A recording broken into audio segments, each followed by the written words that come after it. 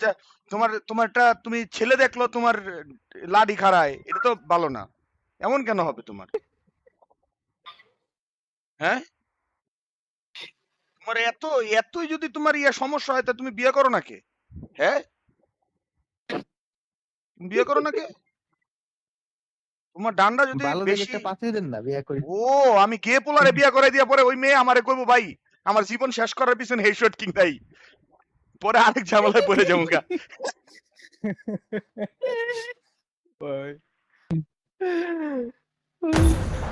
চলো match match শুরু করি। আহ,